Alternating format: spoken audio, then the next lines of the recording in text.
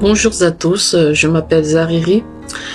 Je fais ce témoignage qui est venu, qui me tient à cœur, que le Seigneur m'a mis à cœur à le faire. Donc depuis le début de ce mois, de février, j'ai pas pu le faire. Il y avait toujours des hésitations. Oh là là. Il y avait toujours des blocages. Mais cette semaine, le Seigneur m'a vraiment mis à cœur à ce que je fasse cette vidéo pour mon témoignage concernant ma conversion. Donc, moi, là, je me suis convertie, mais je suis née et grandie musulmane, dans une famille musulmane, dans une famille qui pratiquait la religion musulmane, qui pratiquait vraiment les prières et la lecture de Coran. Sauf que mon plus bas âge, ça a commencé dans mon plus bas âge, j'étais à l'école coranique jusqu'à l'âge de 6 ans et demi. Ensuite, j'étais partie chez mon oncle à La Réunion, qui vivait à La Réunion à cette époque-là. J'ai vécu avec mon oncle, et puis avec mon oncle à La Réunion ainsi que sa femme. J'étais à l'école primaire là-bas à La Réunion. Et, mais à la maison, il y avait pas la lecture de Coran. Donc, c'était très rare qu'on me faisait lire le Coran, très rare. Donc, du coup, j'y suis grandi, mais sans avoir moi personnellement pratiqué vraiment ce qui était de la religion musulmane à mon bas âge. Et ensuite, de là-bas, de La Réunion, je suis restée à La Réunion de 6 ans jusqu'à l'âge de 12 ans. Et à 12 ans, je suis rentrée à Mayotte. J'étais au collège. Et en venant à Mayotte, bien sûr, dans ma famille, ils faisaient les prières, les lectures de Coran, et le jour des Ramadans, on faisait le Ramadan. Quand il y a les fêtes religieuses musulmanes, on les pratiquait, comme le Maolid, comme d'autres choses, d'autres fêtes de la religion musulmane en fait qu'on faisait. Je pratiquais. Moi, tout ce que je faisais, c'est que je faisais le Ramadan une fois dans l'année, une fois dans l'année, quoi, dans un mois dans l'année. C'est tout, mais il n'y avait pas de prière, je faisais pas la prière, je ne lisais pas le Coran. C'est tout ce que je faisais en fait. Et puis jusqu'à un certain âge, les personnes qui priaient à la maison, c'était plus ma grand-mère, mes grands-parents, ma grand-mère, mon grand-père, et puis ma mère aussi, elle prie beaucoup, et la lecture de Coran beaucoup. Elle a même aussi une école coranique à la maison. Donc elle apprend les enfants à lire le Coran. Mais moi, franchement, j'étais très débutante dans la lecture de Coran. À un certain âge, jusqu'à l'âge de 19-20 ans, j'ai eu vraiment le besoin d'apprendre à pratiquer, à faire les salats, c'est-à-dire les prières musulmanes, à apprendre la lecture du Coran, parce que j'étais vraiment très débutante vu que j'étais partie à l'école coranique à l'âge de 6 ans, et ensuite quand je suis partie à La Réunion, il y avait plus ça, on n'avait plus ça là où j'étais. Donc j'étais vraiment très débutante, j'avais vraiment des difficultés à lire la lecture coranique. Donc à un certain moment, jusqu'à 19-20 ans, j'ai demandé à ma mère de m'apprendre à lire le Coran et aussi à prier. Mais il y avait tout le temps quelque chose, non, elle avait pas le temps, ou il y avait tout le temps ça en fait. Il y avait toujours tout le temps ça, il y avait pas le temps de faire, il y avait pas ça. Donc du coup, j'ai continué ma voix comme ça, sans prière, sans lecture de Coran, sachant que ma grand-mère, elle priait à la maison, mon grand-père partait à la mosquée prier, et ma grand-mère, elle lisait le Coran ici à la maison et tout, mais moi, non, vu que comme j'avais des difficultés à lire, donc je n'arrivais pas à prendre le Coran pour lire jusqu'à ce que jusqu'à l'âge de 22 ans et demi. Je suis venue ici en France en 2004. J'étais à Caen, donc je poursuivais une formation. Je suivais une formation professionnelle. On était venu avec 3 de mes compatriotes, donc ensemble, en tous, nous étions 4, mais il y avait, nous étions 4, mais on ne vivait pas tous dans le même endroit, c'est-à-dire dans le même foyer. On nous avait mis en foyer, et je me souviens que moi et une de mes compatriotes, on habitait dans un même foyer. Chacun avait sa chambre. On discutait, on se retrouvait jusqu'à un jour, on était en train de parler, on est descendu on est arrivé sur ce sujet concernant la prière, la lecture coranique. Et puis moi, j'ai pas hésité, j'ai dit à ma compatriote que je ne savais pas lire le Coran, que j'avais vraiment de difficultés à lire le Coran. Et je ne savais pas du tout prier, je ne savais pas comment prier, qu'est-ce qu'il fallait dire pendant les prières et tout ça. Donc elle m'a expliqué, elle m'a expliqué ce qu'il fallait faire, m'a demandé si je savais lire un petit peu les petites sourates. J'ai dit oui, les petites sourates, ça, je sais le faire. L'alphabet, oui, arabe, je sais le lire et tout ça. Donc de la discussion, elle m'a dit bon, ce qu'on va faire maintenant, tous les soirs, presque tous les matins, on va essayer les matins, dans la journée, on va prier quand on a le temps, quand on va à la formation, c'est autre chose, mais quand on rentre, on se met à prier, on va prier ensemble, on va lire le Coran ensemble. J'ai dit, il y a pas de souci, parce que je voulais vraiment aussi le faire, vu que j'étais musulmane, je voulais pratiquer aussi ma religion. Donc j'ai dit oui, ok, y a pas de souci.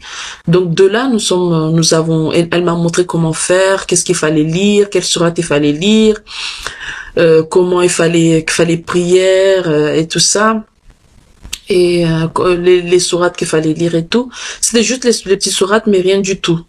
Et puis à un moment donné, la formation est finie. Et chacun est parti de son côté. Je suis partie ailleurs, elle aussi elle est partie ailleurs, et jusqu'à ce que un jour j'emménage à Dijon, et de Dijon, ça me manquait, la prière, ça me manquait, je voulais prier, et puis je me suis mis à prier, je me suis souvenu des prières, comment elle m'avait appris, je faisais les petites sourates et tout ça, je lisais, j'avais un petit livre que je lisais aussi en même temps. Mais après, à un moment donné, j'ai laissé tomber. Ça n'aboutissait pas, en fait. À un moment, je reprenais la prière, et puis à un moment donné, je laissais tomber. Ça n'allait pas. C'était pas vraiment. Je pratiquais pas vraiment, voilà. Et puis un jour, je cherchais du travail, je ne trouvais pas, et puis je suis partie à Dunkerque. J'étais partie à Dunkerque, et de Dunkerque, je cherchais du travail, je ne trouvais pas. Et puis le seul travail que j'ai pu avoir pour la première fois, c'était au Club Med, en Haute-Savoie. Et en Haute-Savoie, là-bas, on était logés 3 dans une chambre. C'était une grande chambre, une sorte de studio, mais avec 3 lits, salle de bain et toilette, chacun une armoire, une petite table chacun et tout. Donc il y avait une de mes collègues qui était maghrébine, algérienne. Elle faisait ses prières et tout ça, je la voyais faire, mais moi je ne priais pas. Je la voyais prier, mais moi je ne priais pas. Un jour, elle m'a dit, mais Zahrivi, tu es musulmane, pourquoi tu ne veux pas prier avec moi? Je lui ai dit, écoute, moi ça me dérange pas, j'aimerais bien prier avec toi, mais j'ai oublié, parce que ça fait longtemps on m'avait appris à prier, et puis à un moment donné, je ne pratiquais plus rien du tout, donc j'ai tout oublié. Ça a pris des années. Et puis elle m'a dit, elle m'a dit, ben tu viens avec moi, tu fais les mêmes gestes que moi quand je prie. Et si tu connais les petites sourates, tu dis voilà, cette sourate, t'as à tel moment de la prière. J'ai dit ok, y a pas de, on a commencé à prier comme ça. Et puis ainsi de suite, au fur et à mesure, on priait ensemble. Et puis je continue à prier toute seule. J'ai continué à prier toute seule quand elle était pas là ou quand elle est sortie. Je continue à prier toute seule. Et quand la saison est finie au Club Med, je suis partie à Dunkerque. Mais je ne priais pas. C'était un coup je priais, un coup je ne priais pas, jusqu'à ce que je pars à Dijon. À Dijon, si c'était pareil, un coup je priais, un coup je ne priais pas. Après et puis j'ai tout laissé tomber à un moment donné. Je ne priais pas du tout. C'était vraiment, c'était catastrophique, quoi. Je ne pratiquais pas vraiment, donc jusqu'à ce que jusqu'à ce que oh là là, un trou de mémoire, excusez-moi. Je ne priais pas du tout, voilà. Je ne priais pas de Dijon. J'ai déménagé de Dijon, je suis venue à Lyon. Et à Lyon, je ne priais pas, je priais au début quand je suis arrivée. À un moment donné, non, je ne priais pas au début. Et puis à un moment donné, j'ai eu les besoins de prier pour des choses personnelles que j'avais, que j'ai. Donc j'ai ressenti le besoin de prier. J'ai commencé à prier, à reprendre des prières ici à Lyon. Et puis à un moment donné, j'ai laissé tomber, un coup ça je priais, un coup je ne priais pas, j'ai laissé tomber, j'ai repris les prières, ensuite après, à un moment donné j'ai laissé, et puis j'ai repris encore, bon après à un moment donné, j'ai ressenti vraiment le besoin de prier, parce que ça n'allait, je prenais de l'âge, je me disais c'est pas possible, à mon âge il faut absolument que je sois une femme de foi, que je pratique ma religion et tout ça. Donc je me suis dit, je n'avais pas de livre de Coran chez moi. J'avais un livre que j'avais emprunté à mon frère, je me souviens. Il y avait quelques sourates là-dedans que je lisais de temps en temps au début quand je priais de temps en temps, mais il n'y avait pas tous les sourates qui existent dans le Coran. Puis un jour, je me suis dit bon, il faut que je m'achète le Coran. Et c'était en 2017. Donc je suis partie m'acheter le Coran et de là j'ai pas prié tout de suite et je n'ai pas pris le Coran pour le lire. Je l'avais chez moi, je l'avais acheté, mais il m'a fallu un mois après que je prenne le livre de Coran, commencer à lire et aussi à prier un peu. Et de là, ça a commencé, je commençais à prier, à écouter les prédications des imams sur YouTube, à écouter la lecture de Coran chez moi, à lire beaucoup le Coran, à faire les prières, les 5 prières par jour. Tout le temps. Et je commençais aussi à mettre de l'encens à la maison. Vraiment, ça devenait... ça commençait vraiment à venir au fur et à mesure et tout ça. Donc j'avais au fur et à mesure de tout ça, c'est parce que j'ai aussi des problèmes spirituels.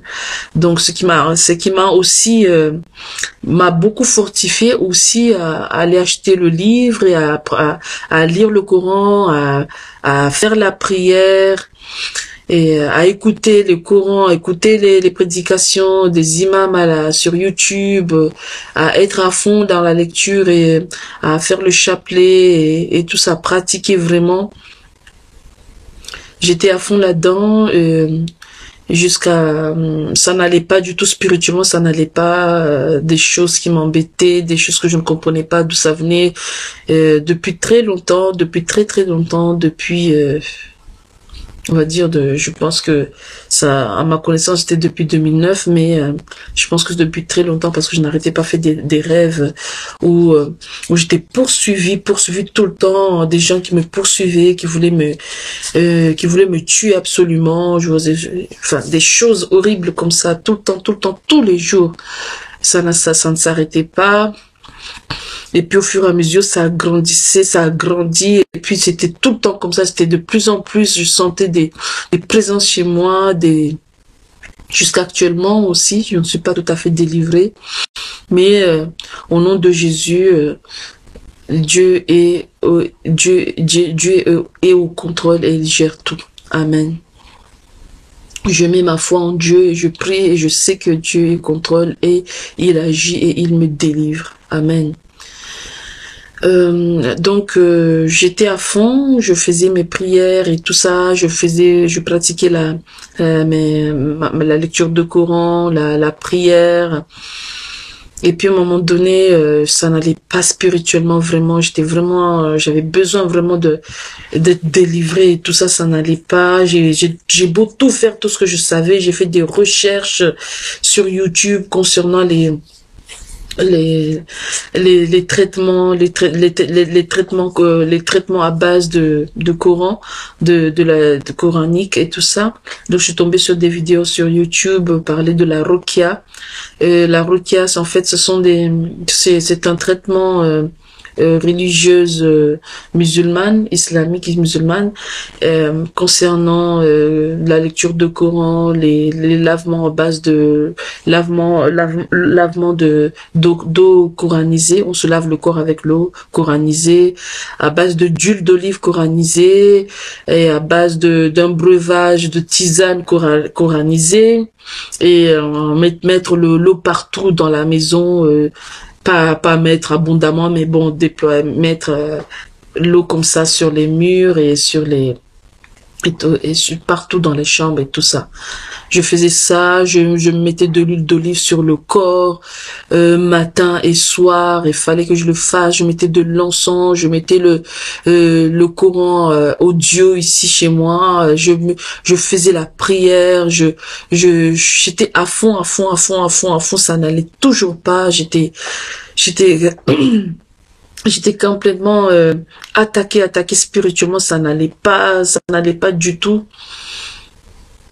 Un jour, j'ai regardé, j'ai fait des recherches parce que je cherchais un imam qui faisait des délivrances à base de la ruqya, la lecture de la ruqya, c'est-à-dire que la personne, l'imam, il vient et il lit le Coran, des versets, des sourates pour chasser les mauvais esprits et tout ça, jusqu'à ce que sur YouTube, je tombe sur des vidéos que j'avais vues sur le profil d'un de mes cousins, et d'un imam qui était un de mes compatriotes à Mayotte, que je ne connaissais pas du tout. Je savais que je l'avais déjà vu quelque part. Il était d'une commune pas loin de chez moi à Mayotte. Mais je savais pas que... voilà, j'ai découvert ces vidéos au fur et à mesure, et puis je l'ai contacté. Et à ce moment-là, je me disais par chance, j'étais contente, et je l'ai contacté, il m'a répondu, je lui ai laissé des messages, je lui ai raconté ce que je subissais depuis des années. C'était en 2017 quand je l'ai contacté. Et puis à ce moment-là, il m'a dit qu'il allait faire en fait une tournée ici en France. Et qui sera à partir du mois de septembre 2017 en France. J'étais contente et tout, je me suis dit, oh là, enfin, je serai enfin délivrée de toutes ces choses. J'étais vraiment très contente et tout ça. Donc le monsieur il est venu chez moi. Il m'a posé plein de questions concernant tout ce que j'ai depuis quand, enfin plein de questions concernant ces attaques spirituelles, des questions qu'il fallait savoir. Et puis il a commencé les traitements, la lecture de Coran. Il a coranisé l'eau, coranisé l'huile, coranisé les tisanes que je buvais tous les matins et soirs. Il lisait le Coran sur moi, vraiment avec une baffe à côté de moi, et il le lisait il avait un micro, il lisait, c'était à fond, vraiment, c'était fou. Même dans l'immeuble, je pense que tous mes voisins entendaient. Sur moi, je bougeais de partout, mais il y avait rien je bougeais, c'est comme si j'étais en transe, mais il y avait rien qui partait, faisait brûler aussi de l'encens, qu'il avait aussi coranisé. Je mettais sous un drap avec de l'encens, et donc l'encens brûlait, et puis toute la fumée montait sur moi pendant la lecture aussi. Quand il lisait le Coran, c'était pareil. Donc je bougeais de partout, ma tête bougeait, mon corps bougeait, mes bras, mes pieds bougeaient partout. C'était tout le temps comme ça. pendant une semaine et demie. Et puis il était obligé de partir parce qu'il avait aussi d'autres clients, d'autres personnes qu'il suivait pour les mêmes traitements. Et il m'avait laissé avec les traitements à faire, bien sûr, à lire toujours le Coran, à prier. Je faisais ça à fond, c'était tout le temps comme ça, tout le temps comme ça, tout le temps comme ça. J'ai dépensé mon argent. Je l'ai payé ce monsieur, je l'ai payé, et puis j'ai dépensé quand il y avait plus d'huile. À chaque fois il fallait que j'achète de l'huile d'olive, j'achète de l'encens, il fallait que je coranise l'eau, que j'achète aussi des petits parfums, que ça s'appelle des muscs dans les magasins des maghrébins. On trouve, ce sont des muscs, ce sont des petits parfums concentrés, concentrés, ça s'appelle les muscs, mais c'est des muscs noirs.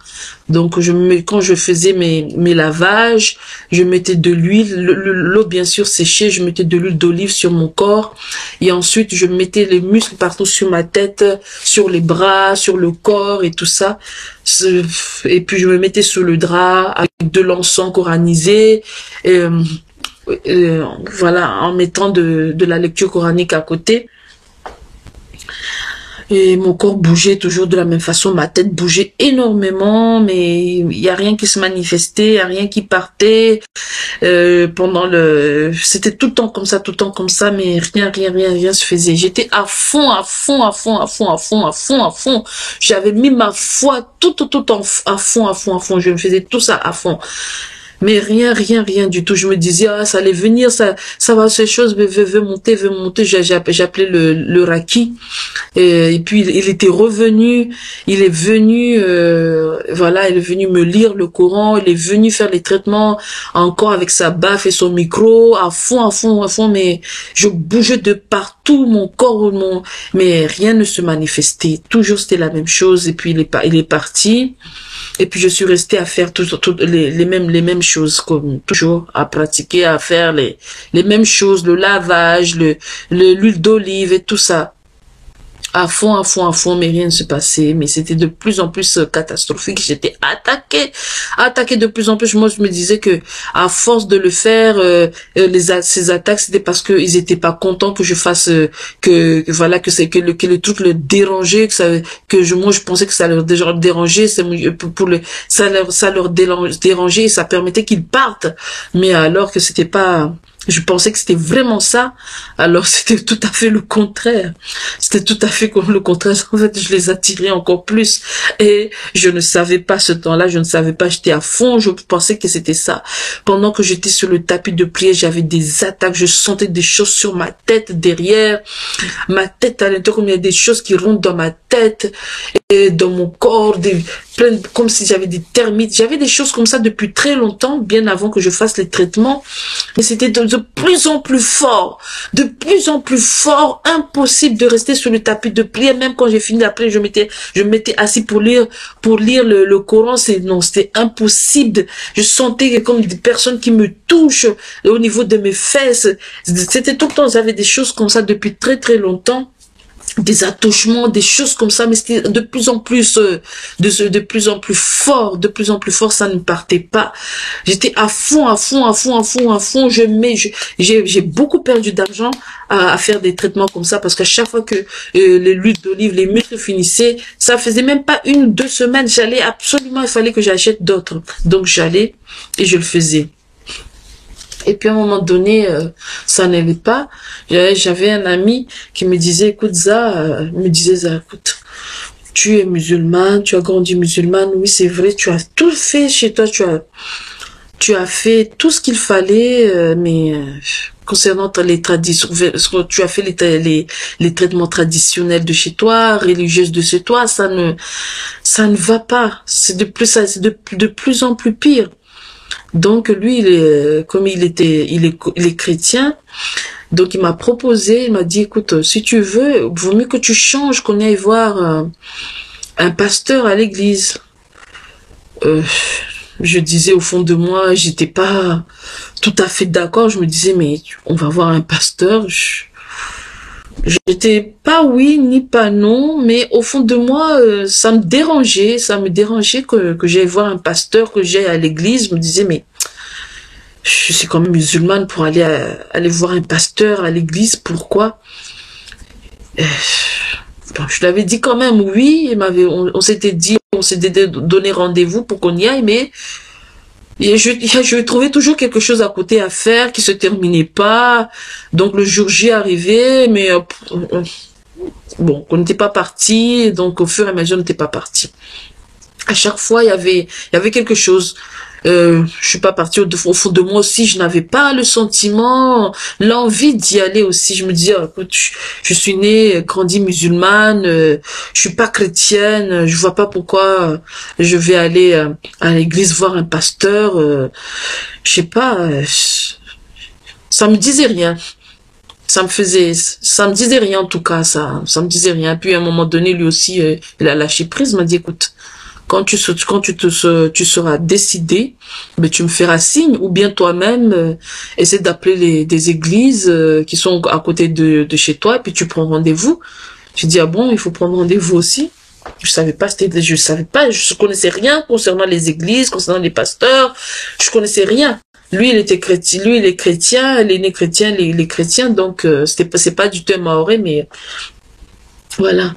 Donc et puis à un moment donné, je voyais que ça n'allait pas vraiment, ça n'allait pas, ils avaient de plus en plus des attaques, ça n'allait pas du tout, du tout. À un moment donné, j'ai dit, écoute, bon, j'ai pris des rendez-vous, j'ai fait des recherches sur Google, j'ai vu, je ne connaissais pas, je suis tombée sur des choses exorcistes concernant les catholiques. Moi, j'ai appelé, je ne savais pas, je pensais que tous étaient pareils, et tout au début, j'ai appelé, j'ai pris rendez-vous, mais bon, les rendez-vous, c'était pas tout de suite que je l'ai eu parce que ils avaient beaucoup de rendez-vous, le temps qu'ils me contactent et tout ça. Et puis un jour, on m'a appelé par une église catholique exorciste. Un exorciste qui m'a appelé, m'a donné rendez-vous, je suis allée. Il m'a posé plein de questions comme le Reiki, pareil, depuis quand, enfin plein de questions, plein de questions sur ces choses, comment ça s'est manifesté, qu'est-ce que je vois en rêve, tout ça. Et j'ai vu que c'était toujours les mêmes choses. L'eau, c'était pas l'eau coranisée cette fois-ci, mais c'était l'eau, ils appellent ça l'eau bénite, voilà. Donc ce sont des, je ne sais pas, je pense qu'il le bénit au nom de Jésus, je pense, à vous avec des versets bibliques, je pense, ou au nom de Jésus, avec de l'huile d'olive aussi, ils appellent ça l'huile d'olive d'onction, voilà. Donc à nouveau, ce monsieur qui est prêtre m'a reçu dans son bureau, m'a posé plein de questions sur tout ce que j'avais depuis quand ça s'est manifesté, de qu'est-ce que je ressentais, qu'est-ce que je voyais en rêve, enfin tout les blabla que le même Raki m'avait posé à peu près. Il ne voyait pas, comme d'habitude. Il a beau poser des questions, mais il ne voyait pas de solution, il ne voyait pas d'où venait le problème et comment, il ne savait pas. Il ne savait pas. Donc c'était point d'interrogation. Voilà. Pas d'interrogation. Il ne savait pas. Et puis vers la fin, il m'a donné une bouteille de l'huile bénite, non, pas de l'huile, de l'eau bénite et un peu d'huile d'onction. Il m'a donné aussi un chapelet avec une croix, de chapelet catholique là. Les catholiques, ils ont ça, qui font des chapelets avec. Ils ont des chapelets aussi comme des musulmans, sauf que c'est avec une croix, voilà, qui à chaque grain il faut dire la prière de notre Père qui est aux cieux, et puis Marie et tout ça. Moi je ne savais pas, donc j'ai commencé par là et tout. Je suis partie le voir, j'ai commencé à le faire chez moi. Et ça n'allait pas, ça ne changeait rien du tout. Et un jour, on est parti voir une église, c'était une église évangélique. Comme ça, on est parti. On a été reçus par 2 pasteurs. Je leur fais part de tous ces soucis spirituels que j'ai depuis quand ça a commencé. Et puis tout de suite, ils m'ont dit, écoute, ils m'ont parlé de Jésus, de ce que la Bible disait sur Jésus et tout ça.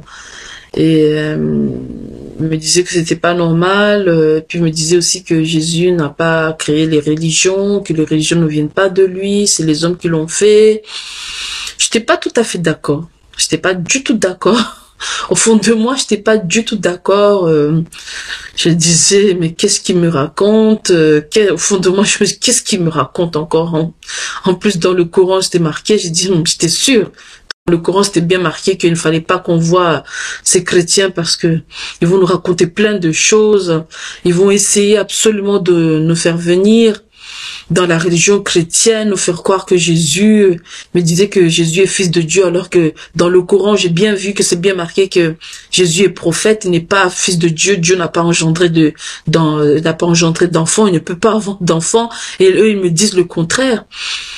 Donc, j'étais pas au fond de moi, j'écoutais, mais au fond de moi, j'étais pas du tout d'accord. Je me disais, qu'est-ce que je suis venu faire ici?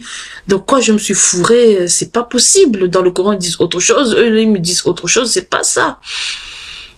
Donc du coup, ils m'ont dit, bon écoute, c'est pas normal que quand tu pries, tu ressens des choses bizarres, des attaques, alors que nous, quand on prie, on ressent la présence de Dieu.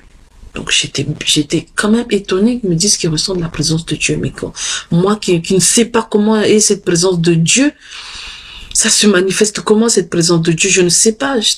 J'écoutais ma méthode, je me posais la question. Ils me disaient, ils ressentent la présence de Dieu. Alors, moi qui n'ai jamais senti la présence de Dieu, j'ai toujours senti des présences démoniaques, des choses qui sont pas humaines à côté de moi, avec toutes ces attaques, ce qui n'est pas normal. Ils m'ont dit, écoute, nous t'invitons au culte un dimanche l'après-midi. Et puis on va t'offrir une Bible parce qu'ils n'avaient pas, là où ils étaient, ils n'avaient pas la Bible. Ils m'ont invité à une église près de chez moi. Ils avaient la même église, mais dans l'arrondissement où je vis, ici à Lyon. Et donc j'ai écouté, ils m'ont invité, donc j'ai dit d'accord, et je suis partie dimanche un après-midi à cette église avec cet ami là-bas. C'était la première fois que je mettais mon pied dans une église évangélique. Auparavant, j'étais déjà rentrée dans une église catholique, mais pour visiter, c'est tout, ou pour accompagner une mamie parce que je travaillais à domicile en tant qu'auxiliaire de vie auparavant. Donc, il fallait que je l'accompagne à l'église, donc je l'ai amené à sa messe, mais sans plus chercher ou quoi que ce soit, ça m'intéressait pas. Mais cette fois-ci, c'était dans une église évangélique qui m'ont invité près de chez moi. Je suis partie, j'étais étonnée d'arriver là-bas. Il y avait des chaises, tout le monde était là. Ça a commencé par des louanges au début. Je savais pas que ça s'appelait des louanges. Pour moi, c'était des chansons. J'étais même étonnée. Je dis, mais au fond de moi, je dis, mais ces gens, ils viennent ici au lieu de prier. Ils vont venir chanter. Je dis, mais qu'est-ce que c'est que ça? Qu'est-ce que je suis venue fourrer ici? Qu'est-ce que je viens de faire? J'étais étonnée, je ne savais rien. Au fond de moi, je dis, mais au fond de moi, dans mon cœur, je disais, mais qu'est-ce qu'ils font? Ils chantent au lieu de prier Dieu, ils chantent en plus assis, ils viennent avec les chaussures et tout ça, alors que je sais que dans la mosquée, on ne rentre pas avec les chaussures. Là, dans la mosquée, on s'assoit sur un tapis à terre. Il y a des tapis qui sont par terre. Les gens sont assis. Il y a l'imam qui est vers qui est au devant, qui parle, qui conduit la prière, qui conduit les gens à la prière et tout. Mais là, c'était le contraire. Tout le monde était assis sur une chaise. Bien sûr, comme devant, il y a le pasteur il y a le pasteur qui parle, qui prêche. Bon, aujourd'hui, je sais que ça s'appelle le prêche, mais avant, je savais même pas qu'il prêchait. Donc, il parle de Jésus, il lit des versets bibliques. J'écoutais comme ça, pendant qu'il lisait les versets, qu'il prêchait, ma tête bougeait beaucoup à tel point que j'avais peur qu'il se manifeste quelque chose. Je sentais quelque chose mon corps n'allait pas, mes bras bougeaient, ça n'allait pas, mais j'essayais de me retenir pour que les gens ne me remarquent. Et vers la fin du culte, je suis partie les voir parce qu'il fallait que ils me disaient ils m'avaient dit qu'ils me donneraient la Bible. Donc je suis partie les voir. Ils m'ont donné une Bible. Ils m'ont dit qu'il faut que je lise à partir de Matthieu, que je commence à lire à partir de Matthieu, de revenir aussi dans l'église pour écouter la parole de Dieu et tout ça, et les louanges, et même chez moi d'écouter des louanges, je ne savais même pas. Bon, je suis venue, après le culte, je suis venue chez moi et je continue toujours mes prières musulmanes. J'avais déjà pris l'habitude, donc je priais mes prières musulmanes, et puis quand j'ai fini, je marchais sur le tapis, et après, je parlais à Jésus, voilà, je mélangeais avec Jésus, comme ça, je me présentais, voilà, c'est Jésus, je m'appelle un tel, j'habite là, je sais que moi je suis de telle origine, voilà, il y a ça dans ma vie, et puis c'est tout, voilà. Je ne savais pas aussi comment prier les prières chrétiennes, je ne savais pas comment faire. Je voyais quand les gens à l'église, au moment de prier, je voyais tout le monde baisser la tête comme ça et commencer à parler, à dire des choses, j'entendais parler, ils disaient vraiment des choses sur eux, comme s'ils parlaient. C'est comme ça qu'il faut prier. Ils parlent. C'était simple. Il n'y avait pas comme nous, comme avant, les prières que je faisais musulmanes, où il fallait faire les ablutions tout le temps, et puis se mettre sur le tapis, voilà, faire les gestes pour faire les prières et tout ça. Mais je trouvais ça bizarre. C'était nouveau pour moi. En même temps, j'étais étonnée de voir tout ça. Donc, de là... je priais, je continuais toujours à prier mes prières musulmanes et je lisais les versets du Coran, et en même temps, si je prenais la Bible, je lisais aussi. J'allais là-bas à l'église, j'écoutais aussi de temps en temps la parole, et puis les pasteurs me disent, ils me parlaient, et puis ils me disaient, écoute, il faut que tu arrêtes tes prières musulmanes, il faut pas mélanger les trucs de religion musulmane et tout ce qui est biblique, tout ce qui est chrétien, il faut pas mélanger, il faut que tu laisses. Si vraiment tu veux vraiment avoir des réponses ou avoir un changement dans ta vie, il faut que tu arrêtes tout ce que tu fais, que tu arrêtes un moment donné, parce que tout ce que tu faisais auparavant, ça ne t'a rien amené, ça n'a rien amené dans ta vie. Donc j'ai laissé tomber.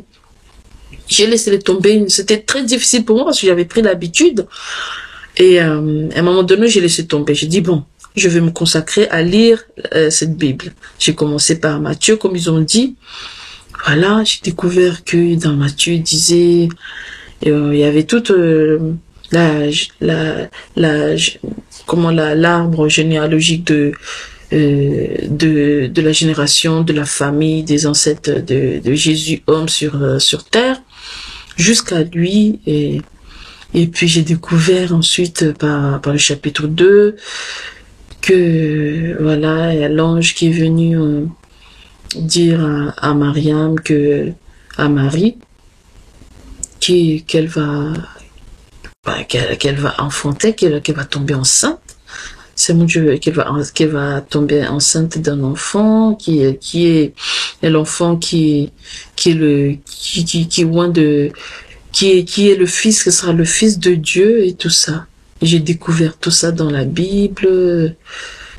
Et au fur et à mesure, j'ai pris plaisir à le lire, à savoir davantage. Je passais des heures à le lire, à reprendre, à le lire. Je découvrais des choses et tout ça, qu'elle était envoyée par Dieu, que c'était Dieu lui-même en fait qui était venu en tant que Yahushua, homme sur cette terre et tout ça. C'était nouveau pour moi. J'ai pris plaisir à le lire et tout ça. Et puis à un moment donné, quand je priais, je commençais à dire des choses, à parler comme ça, à dire, à faire des prières personnelles et tout ça. Et puis, au fur et à mesure, il me montrait des songes, des choses chez moi, ou comme ça, c'était la première fois que ça m'arrivait, des images comme ça, je le voyais pas comme ça, mais une vision comme ça. C'était nouveau pour moi. Et puis un jour, en lisant très tôt la lecture de la Bible le matin, avant que je prie, je tombais en somnolence et puis j'entends dans ma chambre une voix qui me dit paix. J'avais l'habitude de dire, avant de prier, Père, que la paix soit sur toi. Et puis j'entends paix. J'ouvre mes yeux dans la chambre, j'étais assise dans mon lit. Je regarde partout comme ça dans la chambre. Je ne vois personne. Je dis, c'est qui? Après, j'ai compris que c'était... Je me suis dit, ben, ça doit être Jésus qui me dit paix. Et puis, un autre jour encore, je dormis dans mon salon. J'avais mis des louanges. Le matin, je dors et puis là, je fais un rêve. Et puis dans le rêve, je voyais que j'étais partie sur YouTube. J'aime beaucoup aller sur YouTube. Je regarde des vidéos. Quand je regarde des vidéos, je vais tout autant sur les commentaires. Je lis les commentaires. Et je me voyais dans ce rêve que j'étais partie sur YouTube. Je regardais une vidéo. Mais je sais pas quelle vidéo d'ailleurs.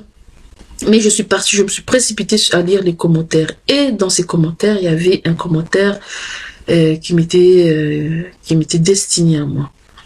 Et dans ce commentaire, j'avais une image d'une personne qui était assise sur un trône, habillée tout en blanc, mais je n'ai pas vu son visage. Il était assis sur un trône, habillé tout en blanc, comme une grande robe blanche qui descendait comme ça. Sur le trône, c'était rouge, avec des trucs dorés dessus. Comme les trônes des rois qu'on peut voir à la télé et tout. Et voilà. Et le trône était en haut. Je sais qu'il y avait un tapis rouge qui descendait comme ça. Il y avait un escalier. Il y avait le trône, l'escalier, des marches des escaliers. Et il y avait le tapis rouge qui descendait comme ça. Voilà. Et puis vers le bas, il y avait un genre de canapé. Et sur le canapé, il y avait une croix jaune une grande croix jaune qui était posée sur le canapé. Et puis à côté, il y avait l'image. Non, c'est pas l'image, il y avait ce message, voilà. Ce message qui m'était destiné, me disait, Jésus-Christ de Nazareth arrive bientôt pour décoller. Es-tu prête pour décoller? Est-ce que tu es prête? Voilà. Est-ce que tu es prête à décoller avec Jésus-Christ? Et puis tout de suite, je me suis réveillée. J'ai dit, waouh! Waouh! J'ai dit, oui, je veux, j'accepte, je veux décoller avec Jésus-Christ de Nazareth.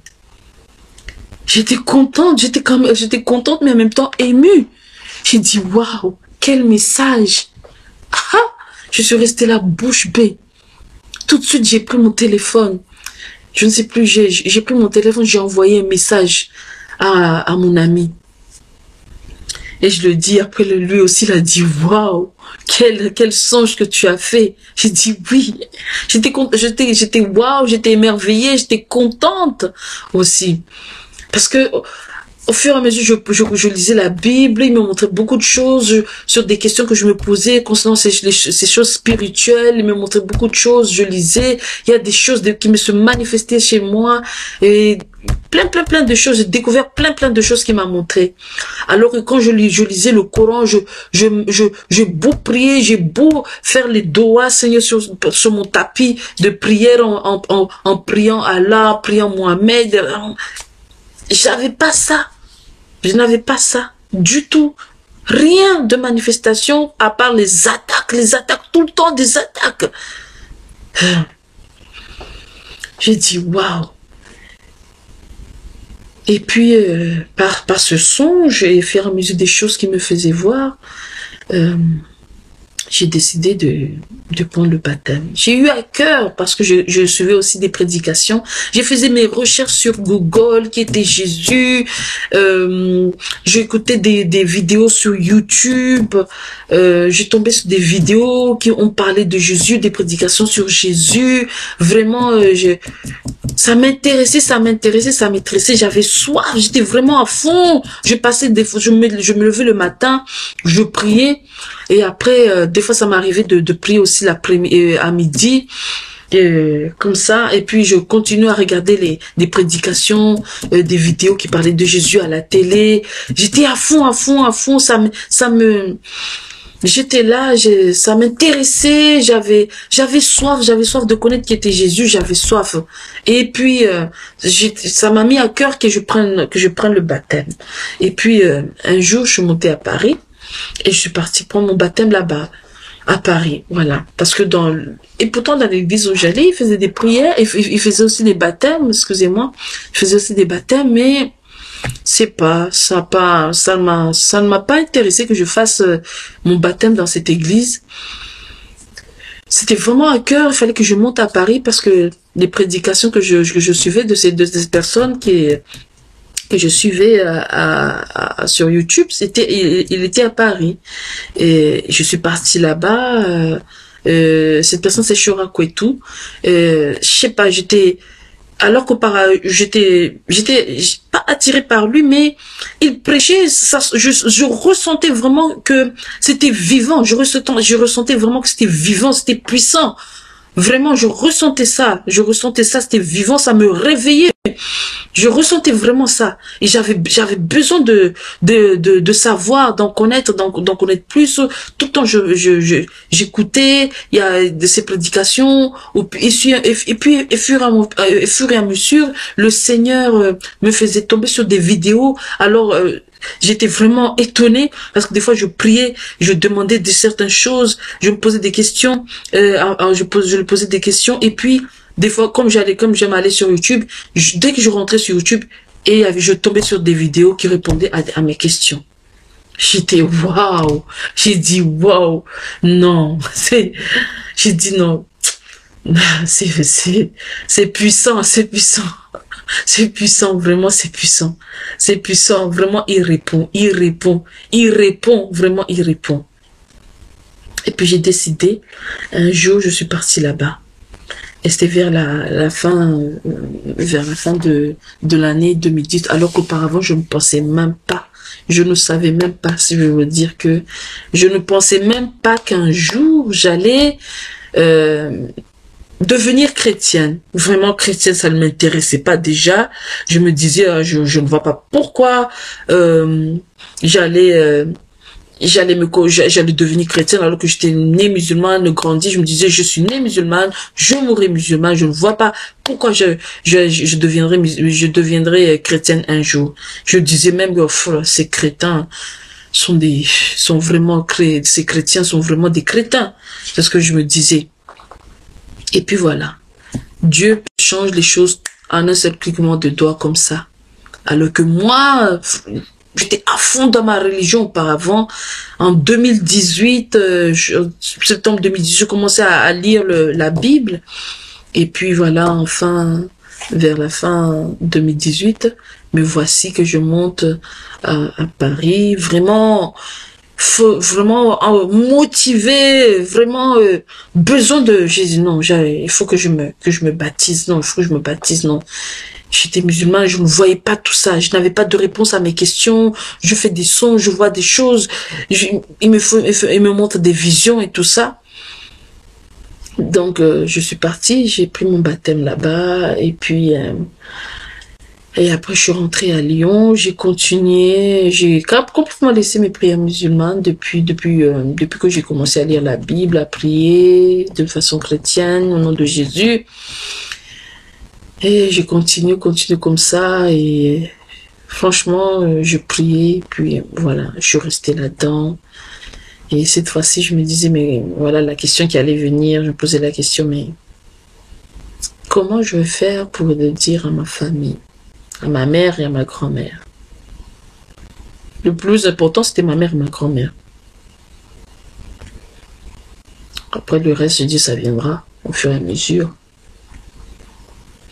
Je dis, je ne sais pas comment je vais faire. Et je disais à Jésus, non, je ne peux pas te laisser pendant que je ne peux pas te laisser.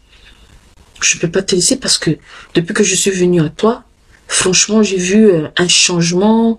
Tu me montres beaucoup de choses, tu réponds à mes questions, tu me réponds. Tu es là, tu me réponds.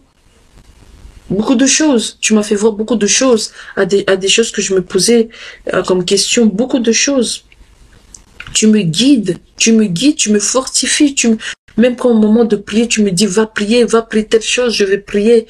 Quand tu me dis de proclamer, je proclame, je déclare. Je faisais mes recherches moi-même, alors que je ne connaissais pas tout à fait la Bible vraiment, mais je faisais mes recherches moi-même et tout ça. Et lui aussi, je pense que il me guidait aussi à faire des recherches sur des choses que je me posais des questions et tout ça. Je priais, je dis, il faut que tu m'aides, aide-moi, aide-moi, je mets tout ça entre tes mains, je ne sais pas comment l'annoncer à ma famille, aide-moi, je ne peux pas te quitter maintenant que je suis venue à toi, que je t'ai accepté en tant que Seigneur et Sauveur dans la vie, j'ai pris mon baptême, maintenant, je ne te lâche pas. De toute façon, j'ai compris que la religion musulmane était fausse, était vraiment très fausse. Tout ça, c'était de l'idolâtrie, ça venait de l'homme et que ça ne venait pas de toi, réellement. Et voilà. Donc, de là, j'ai prié, je mettais de temps en temps dans mes prières ce qu'il m'aide à comment l'annoncer à ma famille et tout ça. Après, en juillet 2019, c'était en été, après la prière, je me souviens qu'un matin, je me suis réveillée comme tous les matins, très tôt le matin, j'ai prié à genoux, vraiment, j'ai dit, après dans la prière, je me souviens, je lui ai dit, je demandais, Seigneur, je sens le besoin qu'il faut que je dise à ma famille que maintenant je suis plus musulmane, que je suis venue à toi. Comment je vais faire? Comment il faut que je le dise? Je ne sais pas comment il faut que je le fasse. Et bien avant de cela, bien avant le mois de juillet, je sais que j'étais malade, j'étais tombée malade, ça n'allait pas. J'avais mal à la tête, j'avais des maux de tête, des maux de dents. Je n'arrivais plus même à manger, ni à... Enfin, j'étais affaiblie, j'étais malade. Et j'avais mis des louanges, c'est moi, j'avais ma Bible sur ma petite table dans le salon. Et un jour, il y a la copine de mon petit frère qui était venue me rendre visite. Je dis bon, elle sait que j'étais musulmane, mais ça faisait longtemps qu'elle n'était pas venue chez moi. Elle ne savait pas, personne dans mon entourage ne savait que je m'étais convertie musulmane. Personne ne savait, personne. Ni mes frères et sœurs, ni mes cousins, personne ne savait. Ma famille ne savait pas, à Mayotte ne savait pas, personne ne savait. Elle venait, et puis je me suis dit, bon, écoute, je dis, je suis Jésus, je le prie tous les jours. Tout le temps, je suis avec lui, je dis, mais non, c'est toi. Elle va venir ici. Je ne veux pas faire semblant, je ne vais pas cacher la Bible qui est sur ma table, parce que cette Bible, elle est tout le temps sur ma table. Dès que j'en ai besoin, je la prends, je la lis. Et puis les louanges, je mettais des louanges tout le temps chez moi. Tout le temps, je mettais des louanges chez moi, même la télé, les émissions télé, c'était déjà maintenant fini. Ça ne m'intéressait plus de regarder les émissions télé. De temps en temps, je regardais le journal, je mettais des dessins animés à mon fils. Mais plus les émissions que je regardais auparavant, comme sur M6, sur TF1 ou sur les autres chaînes, ça ne m'intéressait presque plus. Même plus. Je mettais que des louanges chez moi. Et j'étais vraiment très faible et malade ce jour-là. Et puis elle était venue. J'ai dit, je laisse ma Bible sur ma table. Je laisse mes louanges, Seigneur. Je ne veux pas, je ne veux pas jouer l'hypocrite. Je ne veux pas jouer l'hypocrite parce que Non, je peux pas être hypocrite comment envers toi, puisque dans ta parole tu le dis que celui qui fera semblant qui fera semblant qui fera semblant avec toi, toi aussi tu le renieras. Celui qui te renie, que tu le renieras aussi. J'ai pensé à cette parole. J'ai dit non. Je suis à fond avec lui. C'est lui mon Dieu. C'est lui qui me guide, qui me protège, moi et mon fils. C'est lui qui est là avec nous, qui me conduit. Je laisse ma Bible sur ma table et je laisse mes louanges. Elle est arrivée, elle était étonnée de voir les louanges chez moi. Elle trouvait bizarre. Bon, on m'a trouvé malade, très affaiblie. Je n'avais presque plus à parler. Vous savez, quand vous avez des maux de dents, des maux de tête, c'est affreux. Et elle était étonnée, on a parlé, et puis elle a remarqué la Bible. Elle a dit, tu lis la Bible maintenant? Et je lui ai dit, oui, je lis la Bible. Elle me dit, ah bon? Il dit, ben oui, comme tu le vois, je lis la Bible. Elle dit, tu mets aussi les louanges sur toi? J'ai dit, oui, je mets les louanges sur moi. Elle m'a regardée. Quand elle me posait des questions, je lui répondais, mais c'était bref, c'était par oui ou par non, ou juste une petite phrase, genre, oui, c'est tout, oui, je le fais, puis voilà, c'est tout. Et puis, elle me demande, bon, en plus, le jour, le mois, oui, excusez-moi, le mois où elle était venue, le mois même, le mois qu'elle était venue me voir, c'était en plein Ramadan. Voilà, c'était en plein Ramadan. Et moi, je ne faisais plus le Ramadan. Je ne faisais plus le Ramadan. Ça me servirait à rien. Je ne faisais plus le Ramadan. Et puis, elle était étonnée. Elle me dit, bon, donc, elle me dit, mais tu mets les louanges, ça veut dire. Après, je lui dis oui. Maintenant, je suis Jésus, je lis la parole de Dieu et je me suis convertie. Je suis devenue chrétienne maintenant. C'est ce que je lui dis. On me dit, ah bon, depuis quand? Je dis depuis l'année dernière. Elle dit, mais après, elle me demande, mais ta famille le sait? Je dis non, ils ne savent pas, mais je leur dirai. Elle était étonnée, mais bon, je savais qu'elle allait le dire à mon petit frère. Je m'attendais déjà à ça. Je savais.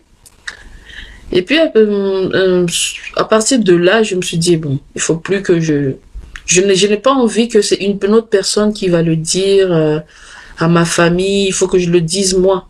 Il faut que je le dise moi à ma famille, à ma mère et à ma grand-mère surtout. J'ai prié le Seigneur.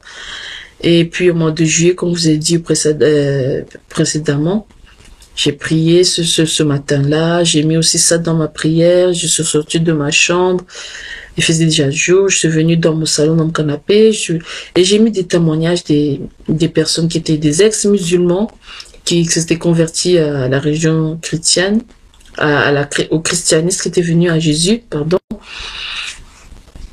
Et j'étais là en train d'écouter, puis j'ai dit, oh Seigneur, ces personnes disaient oui, ils disaient aussi que le Seigneur les avait aidés, fortifiés à ce qu'ils disent la vérité à leurs parents. J'ai dit au Seigneur, que tu puisses aussi me faire la même chose aussi, que tu puisses m'aider aussi à dire aussi à ma famille que je te suis maintenant, que je t'ai accepté en tant que Seigneur et Sauveur dans ma vie. Et puis à un moment donné, quelques minutes plus tard, j'entends une voix qui parle. Je lève mes yeux, ma tête sur le plafond. J'écoute. Une voix paisible, douce et paisible, qui m'appelle. Je ne dis rien, je ne réponds pas. J'entends, j'écoute, j'entends. Et puis qui recommence encore, qui m'appelle, qui me dit, Zariri, Zariri, lève-toi, va prendre ton téléphone et appelle ta mère et ta grand-mère et tu leur dis la vérité.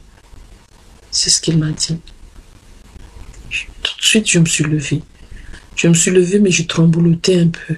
Je paniquais un petit peu. Mais après, je me suis dit, bon, c'est lui qui m'a dit. S'il m'a dit, ça veut dire qu'il est avec moi.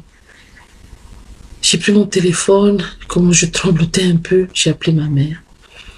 Et quand j'ai appelé ma mère, et on a parlé, on discutait, ça va maman, bonjour, comment vas-tu, comment vont les gens à la maison, toi, comment ça se passe, enfin, bref.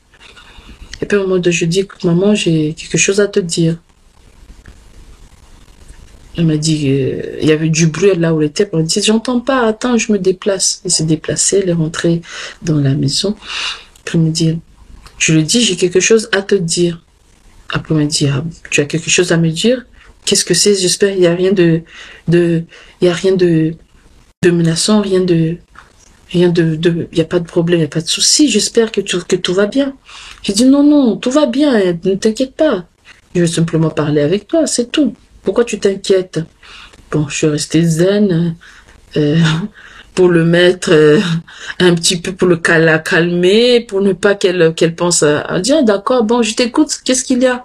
J'espère qu'il n'y a rien de grave. J'espère, mais je dis non, il n'y a rien de grave, t'inquiète pas, il n'y a rien de grave. Après, je lui dis, maman, maintenant, je suis devenue chrétienne. Je ne suis plus musulmane, je ne suis plus la religion musulmane. Il m'a dit quoi? Comment? J'ai dit, ben, je suis devenue chrétienne, maintenant je ne suis plus musulmane, je me suis convertie chrétienne, je ne sais pas si elle m'avait bien compris ou elle a dû comprendre autrement. Peut-être, après elle me dit, comment ça? Je lui dis, oui, voilà, puis je lui dis que voilà, Jésus m'a dit de l'appeler, de lui dire la vérité. Après, elle me dit, elle a commencé à crier. Mais toi, tu penses que c'est vrai ce que tu entends? Ça, c'est le chétan qui te dit ça. C'est le chétan qui tu entends sa voix. Tu penses que c'est qui t'a dit qu'on entend Dieu? Qui t'a dit il faut demander pardon, il faut dire pardon, il faut dire astaghfirullah, astaghfirullah. J'ai dit maman, c'est vrai, c'est la vérité. Je ne te mens pas. C'est vrai, c'est la vérité. C'est lui qui m'a dit de t'appeler. C'est pour ça que je t'ai appelé ce matin pour te dire la vérité. Après elle me dit bon. C'est vrai que ton frère m'en avait déjà parlé. J'ai dit qui? Et puis il m'a dit ton petit. J'ai dit bon, je savais que il allait te le dire puisque sa copine était venue chez moi. Et c'est lui, et c'est elle qui m'a vu. Lui, mon petit frère n'était pas venu chez moi, donc il n'a rien vu. C'est pour cela que aujourd'hui je t'appelle, mais c'est parce que lui, il m'a dit aujourd'hui de t'appeler. Et de le faire aussi avec ma grand-mère. Elle m'a dit, ah, mais toi, il faut pas dire ça à ta grand-mère, elle est malade, elle va le prendre mal, tu arrêtes ça tout de suite, comment ça se fait, tu peux pas sortir de la religion, tu es né, tu es un enfant, tu es une musulmane, tu ne peux pas sortir de la religion comme ça, c'est pas bon, qu'est-ce que c'est que ça? C'est ça, c'est le chétan qui te fait faire des choses comme ça, on n'entend pas Dieu, depuis quand, il faut demander pardon, et tout ça. Bon, je l'ai rien dit, je l'ai laissé parler. Après, j'ai dit, bon, de toute façon, c'est ça que je voulais te dire, mais c'est la vérité, c'est la seule vérité. Elle dit, non, il faut pas dire ça parce que ma mère, elle a peur de ma grand-mère. Non, là, oh, qu'est-ce qu'elle va me dire encore? Elle va dire que c'est tout ça encore, ce sont encore tes enfants sont toujours en train de faire des choses qui sont pas bien, des choses... J'ai dit, maman, ne t'inquiète pas, c'est pas toi qui vas l'annoncer, mais c'est moi qui va l'appeler. De ma propre bouche, je vais l'appeler et je vais lui dire, ne t'inquiète pas, je sais comment parler avec ma grand-mère, je sais comment la parler. C'est tout ce que j'avais à te dire. Elle paniquait, ma mère. Moi, je paniquais un petit peu, mais elle, c'était encore plus. Parce qu'elle avait peur de la réaction de ma grand-mère. Elle avait vraiment la peur de la réaction de ma grand-mère. Moi, aussi, j'avais un petit peu peur, mais je me suis dit non. Ça, c'est Jésus qui m'a dit de le faire. Donc, je le fais. J'ai dit, Seigneur, j'ai coupé le téléphone. J'ai raccroché à ma mère. On a fini de discuter. J'ai raccroché le téléphone. J'ai dit, Seigneur, je vais appeler ma grand-mère, Père.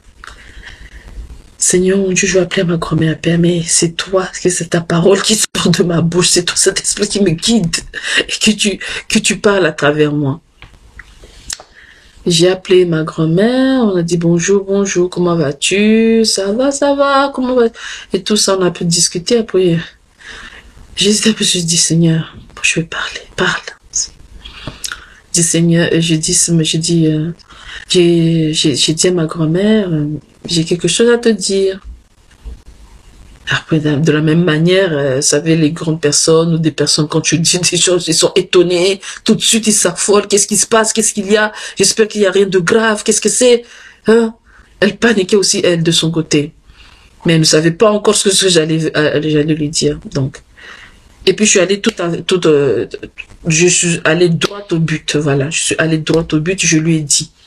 Je lui dis la même chose que je lui dis à ma mère, que voilà, je me suis convertie chrétienne. Elle n'avait pas tout à fait compris que je m'étais convertie baptisée. Elle me dit, comment ça? Tu t'es convertie musulmane, tu t'es convertie chrétienne. J'ai dit oui, je suis convertie chrétienne. Maintenant, je suis Jésus-Christ de Nazareth. Et je peux te dire que Jésus-Christ de Nazareth est bien vivant et il est bien réel. Et il parle aussi. Et il montre des choses aussi. Et il est vraiment le véritable Dieu sur cette terre et dans les cieux. Celui qui nous a tout, ce qui nous a créé et qui a conçu toutes choses sur cette terre et dans les cieux. Et le seul et l'unique, la religion, tout ce qui est les religions sur cette terre, ça ne vient pas de lui, ce n'est pas de lui, ce n'est pas lui qui a fait ça. Et j'ai dit, et Mohamed, le prophète Mohamed qui se dit prophète Mohamed, c'est fait prophète Mohamed tout seul. C'est faux. Bien sûr, elle ne peut pas comprendre des choses comme ça. C'est choquant. Et moi, je lui raconte des choses comme ça déjà. Et elle s'affole à côté. Elle me dit, mais qu'est-ce que c'est que ça que tu racontes? Comment ça tu as entendu Jésus? Et comment tu as fait pour venir à lui? Qu'est-ce que ça veut dire? Et de comment tu fais pour entendre sa voix? Et comment, et tout ça. Je lui ai dit, ben, j'ai commencé à lire la Bible et de là, il m'a montré des choses. Et puis, quelquefois, je l'entends me parler. Au début, c'était quelques mots. Et puis, tout auparavant, c'est pas comme maintenant, mais tout auparavant, qu'il y avait un mot, une phrase, mais c'était pas tout le temps. De temps en temps. Ma grand-mère était bouleversée. Elle était bouleversée. Ça sentait au niveau de sa voix qu'elle commençait à pleurer. Ça sentait, au fond de moi, je me sentais mal. Enfin, j'avais de la peine aussi pour elle. Elle ne comprenait pas, elle pleurait, mais tu ne peux pas, ma fille. Enfin, pour ma grand-mère, c'est elle qui m'a élevée en fait. Elle m'a élevée depuis bébé, elle m'a élevée. Elle m'a vu grandir. Pour moi, c'était comme si c'était une deuxième mère pour moi. Ma mère, elle m'a accouchée, mais c'est ma grand-mère qui m'a élevée. Pour moi, j'étais comme si j'étais sa fille, pas sa petite fille. Je suis sa petite fille, mais on aurait dit que j'étais sa dernière, quoi, sa fille. Et moi aussi, je m'étais habituée à lui, à elle, excusez-moi, à elle. Et je la respectais beaucoup, j'ai respecté aussi ma mère, mais j'avais plus facilité à parler avec ma mère et tout ça. Elle aussi, j'avais facilité à la parler aussi, mais lui dire des choses direct comme ça, c'était pas facile. Hein. Et là, cette fois-ci, j'ai eu le courage de lui annoncer ça. Cette nouvelle que je m'étais baptisée chrétienne. Elle n'avait pas compris tout de suite. Elle a pleuré, c'est ça, ma fille, ne fais pas ça, ma petite fille, tu ne peux pas, ça, c'est la religion, tu es née dans une maison, ça.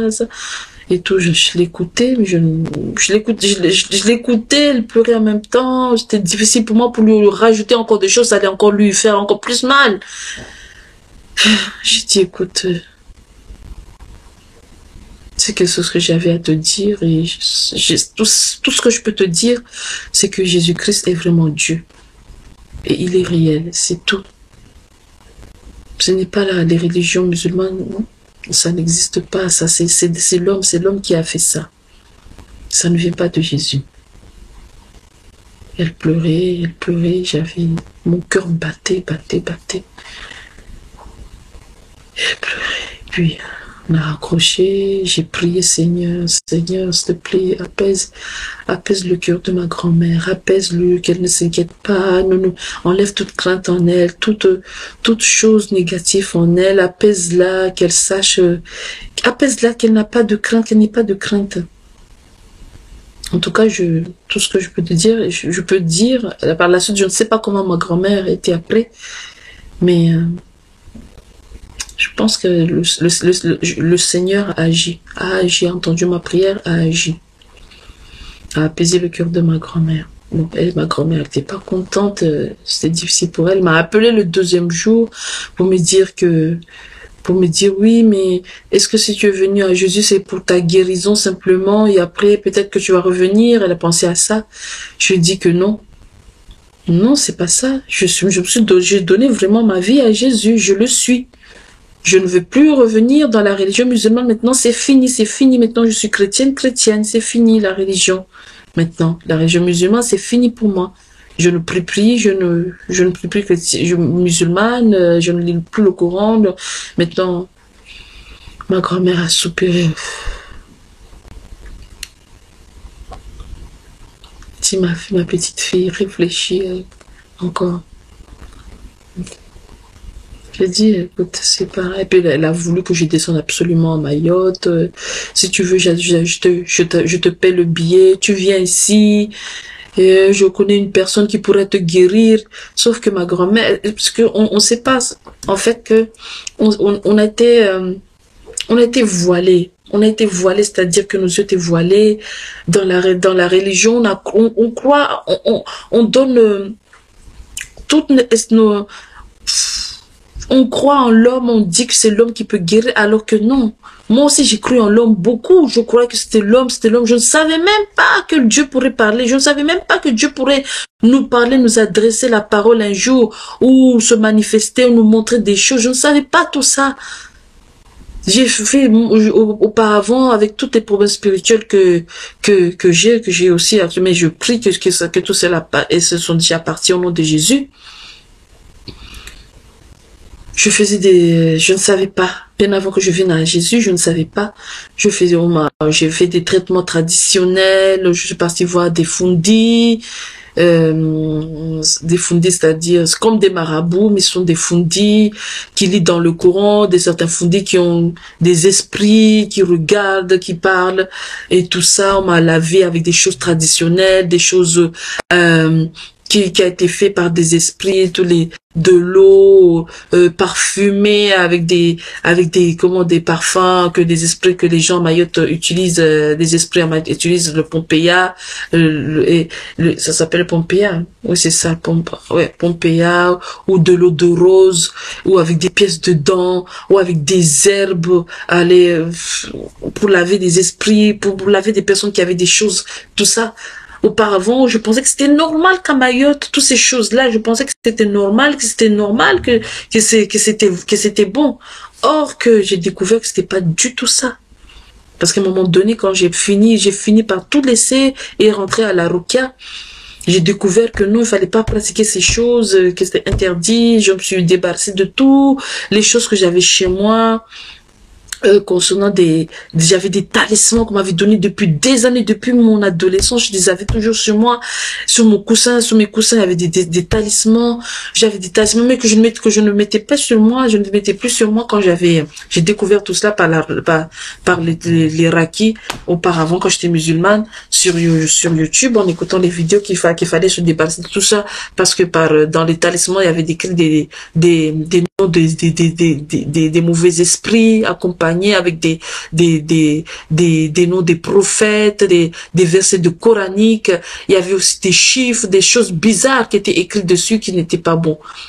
J'avais ouvert ces talismans et j'ai découvert que c'était réel, que c'était vrai, que c'était vraiment diabolique, ces choses-là, que c'était pas bon. Ces personnes qui font des talismans, ce soi-disant fundis, il n'était que des sorciers, en gros, que des sorciers, qui travaillaient avec des mauvais esprits, qui travaillaient avec des démons. Voilà. Donc, en ayant ces talismans chez soi ou sur le corps, c'est là que vous manifestez, ces esprits se manifestent en vous, parce que vous les avez appelés, vous portez ces talismans avec leur nom là, donc eux aussi sont là, vous le manifestez. Donc ils se manifestent, ils sont là. On ne le voit pas, mais ils sont là. C'est le silence, mais ils sont là. Et au fur et à mesure, ces choses s'installent. Et moi, je ne savais pas tout ça. J'ai appris quand je regardais les vidéos de Raki et tout ça. Bon, il y avait certaines vérités qui disaient dans les Raki concernant toutes ces choses-là. Et puis, voilà, en découvrant Jésus aussi, que tous ces trucs que je faisais aussi concernant la rukia, c'était pas du tout ça aussi non plus. Tout ça, c'était aussi des traditions, de l'idolâtrie aussi, ça ne faisait rien bon. Il y a des personnes il paraît qu'il y a des personnes qui ont été délivrées en faisant des traitements de la rukia. Mais est-ce qu'ils étaient vraiment délivrés? Est-ce que ces démons, ces mauvais esprits sont vraiment partis de leur vie, de leur corps, de l'endroit où ils habitent? Je ne sais pas. Mais il paraît qu'il y a des personnes qui ont été vraiment guéries. Mais moi, quand je faisais ça, j'avais vraiment la foi. Je peux vous dire que j'avais vraiment la foi. La foi, je mettais vraiment au sérieux tout ce que je faisais. Mais rien. Rien. J'étais attaqué, encore plus attaqué.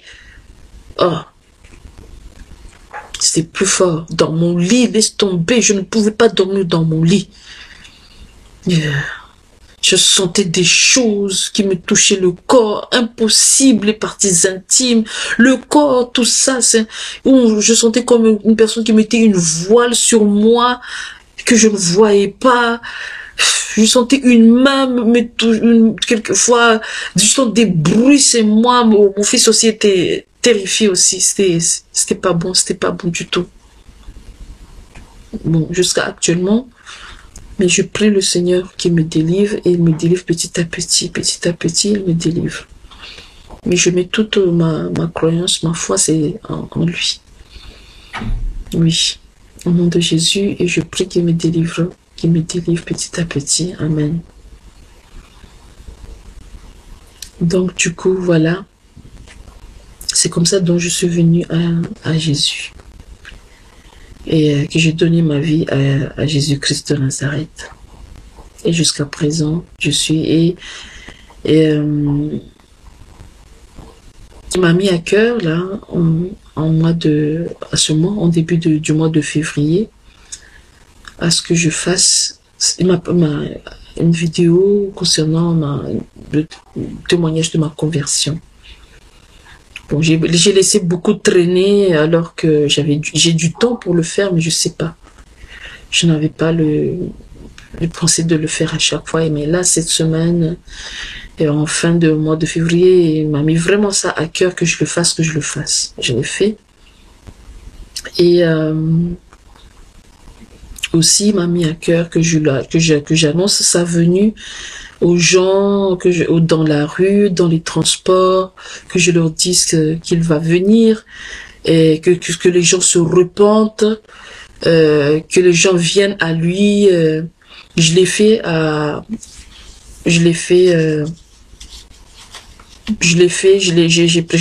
dans les transports, dans les tramways. J'ai arrêté des personnes dans la voiture. J'ai découvert par tout temps qu'il y avait des personnes qui ne croyaient pas du tout en Jésus, qui pensaient que Jésus, qui pensent que Jésus est une religion, alors que pas du tout, c'est pas ça.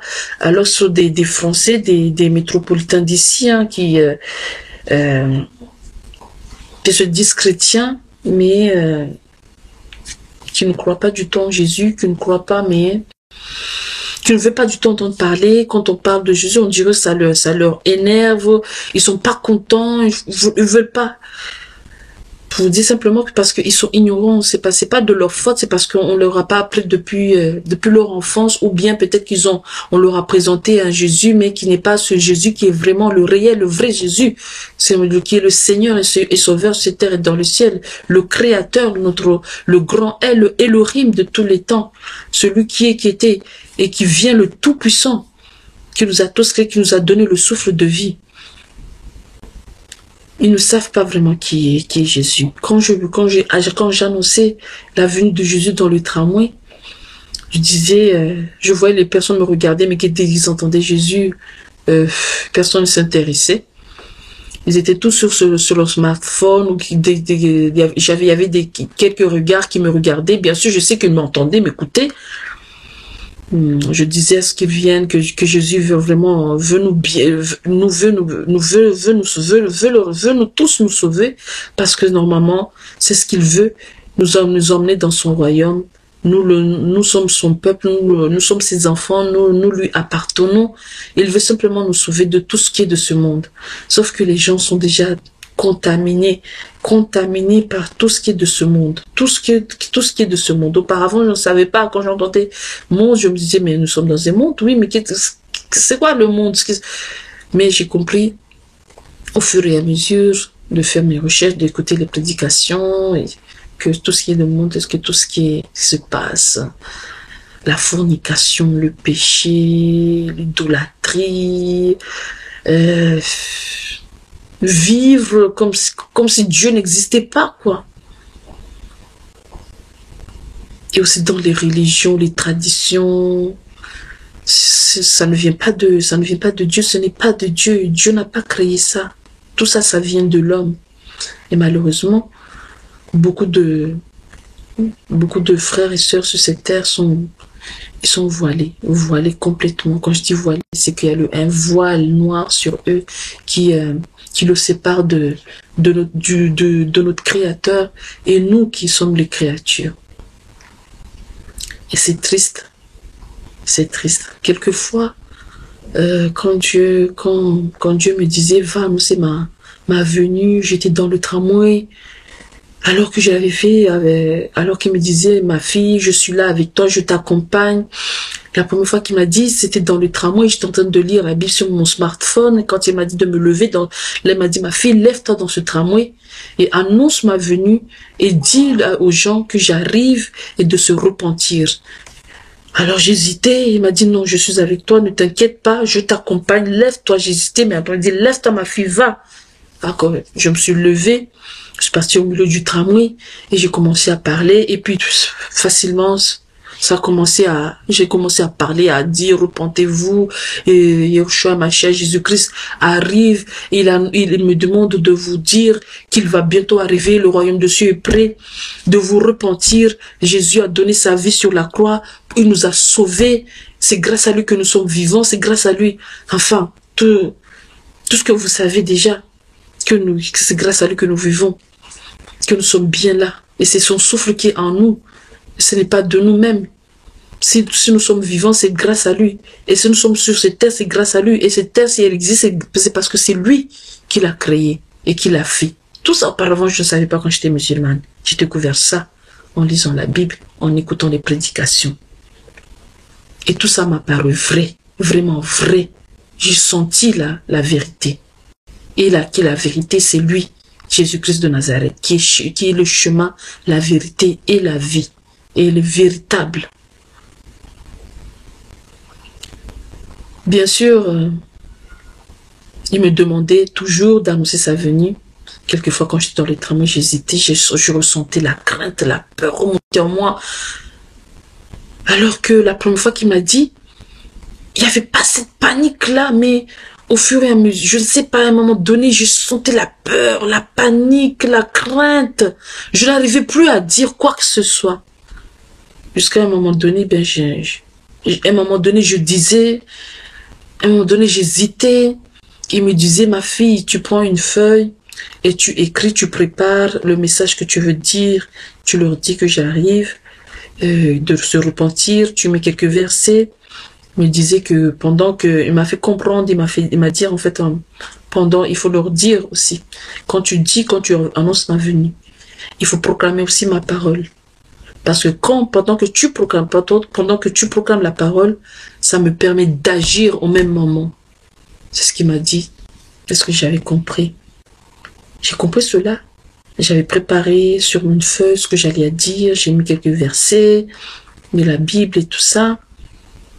Puis je me souviens un jour, un matin, je prends le tramway. J'ai arrivé le tramway, j'avais ma feuille.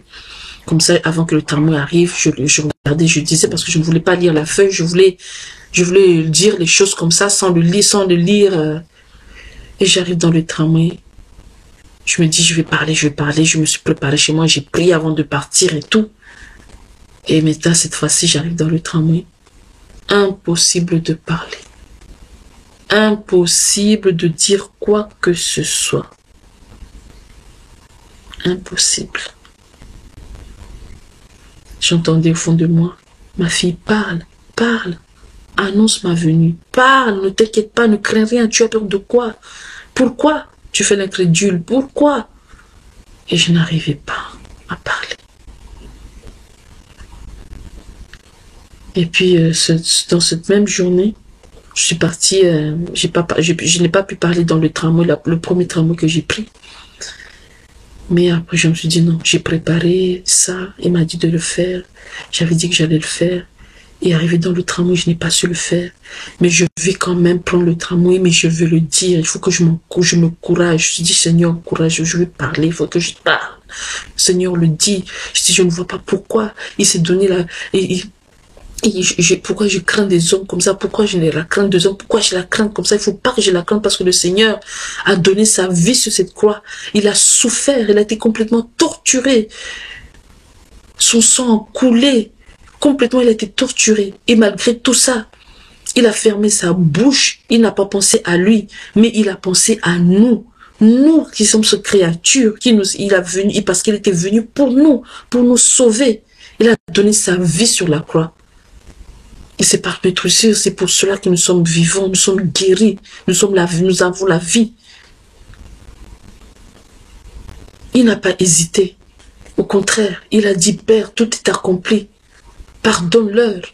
Tout est accompli sur la croix Golgotha. Il l'a fait. Je me suis dit donc, je vais prendre ce tramway. Le deuxième tramway que j'ai pris en sortant de mon rendez-vous, je suis rentrée là-dedans. C'est un tramway qui partait dans un arrondissement. Dans cet arrondissement-là, en fait, il y a beaucoup, c'est comme une cité. Il y a beaucoup de musulmans, de maghrébins, vraiment. Et ce jour-là, c'était le jour du marché. Et ce jour-là, il y a beaucoup de gens, beaucoup de personnes qui vont au marché. Il y avait beaucoup, c'était des musulmans, qui étaient des musulmans, des non-musulmans, et tout ça. Ils étaient tous là-dedans. Mais est-ce qu'il y avait, peut-être qu'il y avait aussi des croyants, des personnes qui connaissaient Jésus, des personnes qui ne connaissaient pas Jésus. Je suis rentrée dans ce tramway. J'ai dit non, il faut que je parle. Il faut que je le fasse. Et j'ai commencé, le tramway s'est arrêté, je suis rentrée, les portes se sont fermées et le tramway a démarré. J'ai pas parlé tout de suite, mais après quelques minutes après, j'entends, il faut que tu parles. Parle, tu as préparé ta feuille, tu parles. J'ai parlé.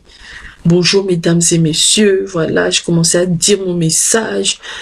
Et tout le monde se sont retournés, bien sûr, je parlais fort, tout le monde se retournait, me regardait bizarrement, bien sûr, comme quand je rentrais, quand je disais, les personnes me regardent, ils sont peut-être en train de se poser des questions, disant peut-être que cette personne n'est pas bien dans sa tête, or que je disais non, je suis bien dans ma tête, ne vous inquiétez pas, et le message que je vous dis est bien la vérité. Jésus va bientôt arriver, le royaume de Dieu est vraiment prêt. Il a déjà dit, il a déjà dit auparavant, même dans sa Bible, c'est marqué qu'il partait, il allait nous réserver une place dans la maison de son Père pour chacun de nous. Il reviendra nous prendre. Et c'est ce qu'il va faire bientôt. Il va arriver. Bientôt les gens sont là, tout le monde se retourne, ils cherchent, me regardent. Et tout ça, des regards qui me regardent, il y a des personnes qui soufflent, il y a des personnes qui disent... il y a une dame qui était à côté de moi qui disait, c'est bon maintenant, vous arrêtez. Mais j'ai continué toujours à passer le message. Et puis je suis descendue dans ce tramway, j'ai laissé le message. Et à partir de là, après, je prenais le tram, je n'arrivais plus à avoir la force d'annoncer, de dire quoi que ce soit dans le tramway alors qu'il me demandait de le faire, d'annoncer sa venue. J'avais la crainte qui remontait dans mon cœur, je sentais vraiment ça. Même, est-ce que je me demandais, est-ce que c'était psychologique ou c'était moi qui avait fabriqué ça? Je ne sais pas. Je ressentais mon cœur vraiment, la peur, la crainte des regards des personnes qui vont me regarder, alors que auparavant je me souviens que les tout premiers jours qui me disaient de le faire, je ne craignais pas comme ça, je n'avais pas cette crainte. Je rentrais, je disais le message qu'il m'avait demandé de faire, je disais d'un tram à un autre, tout le monde me regardait, mais je ne regardais pas les regards des gens, ça ne me faisait pas peur. Et puis, au fur et à mesure, je sentais cette panique en moi, cette crainte en moi, cette peur qui me bloquait à un tel point que je regardais les yeux des gens et je me bloquais sur ça. Et je n'arrivais plus à parler. Je n'arrivais plus à parler jusqu'à maintenant. Et à parler. Et puis, je sentais le Seigneur me dire... m'a mise à cœur qu'il faut que je continue de lire sa parole parce que j'en ai grand besoin pour le lire, comme ça quand je l'annonce je peux proclamer facilement. Je connaissais quelques versets, je savais que mais dire des fois quand j'arrive devant le monde, voilà, il y a le bégaiement qui arrive et puis c'est le trou noir des fois, des oublis et voilà. Jusqu'à maintenant, pour le moment, je ne ressens plus dans mon cœur, je ne ressens plus en fait me dire, va annoncer ma venue. Mais je ne ressens, pour le moment, je ne ressens pas. Il me dit de lire la parole, je lis la parole. Il m'a fait mettre vraiment à cœur que je fasse cette vidéo, que je le fais. Il m'a mis à cœur aussi depuis fin janvier, à ce que je distribue des sandwichs aux personnes démunies qui sont dehors. Et je l'ai fait. Je l'ai fait depuis début février, je l'ai fait. Depuis début février, je l'ai fait. Depuis début février, je l'ai fait. Et je continue toujours à le faire. Mais pour le moment, pour parler, pour dire aux gens aussi, comme il m'a son message qu'il faut que les gens se repentent, de leur dire qu'il va bientôt arriver. Pour le moment, je ne ressens plus ça. Est-ce que il est dessus? Est-ce qu'il est déçu par moi? Je ne sais pas, mais je sais que le Seigneur n'est pas méchant, il n'est pas mauvais. Le Seigneur est Seigneur, il est Dieu de gloire et c'est lui qui fait toutes choses, c'est lui qui voit toutes choses. Et je me suis repenti en lui, je me suis vraiment repenti, je lui ai dit, je fais part de ce que je ressentais, ce blocage, cette peur, cette crainte qui remontait, à ce qu'il me délivre de ces choses-là, que je puisse faire sa volonté, les œuvres qu'il demande, les œuvres qu'il veut que je fasse. Et j'ai mis ça vraiment dans la prière. S'il faut qu'il me demande à ce que je le fasse, que je puisse le faire. Et cette fois-ci, je me suis dit, même s'il y a la crainte et la peur qui remontent, il faut que je sorte de ce blocage, que je puisse faire les œuvres, sa volonté. Dans le nom de Yahushua Mashiach. Amen. Je vous remercie de m'avoir écouté pour ce témoignage. Et j'espère que ce témoignage pourra aussi ouvrir les yeux à certaines personnes qui étaient musulmanes.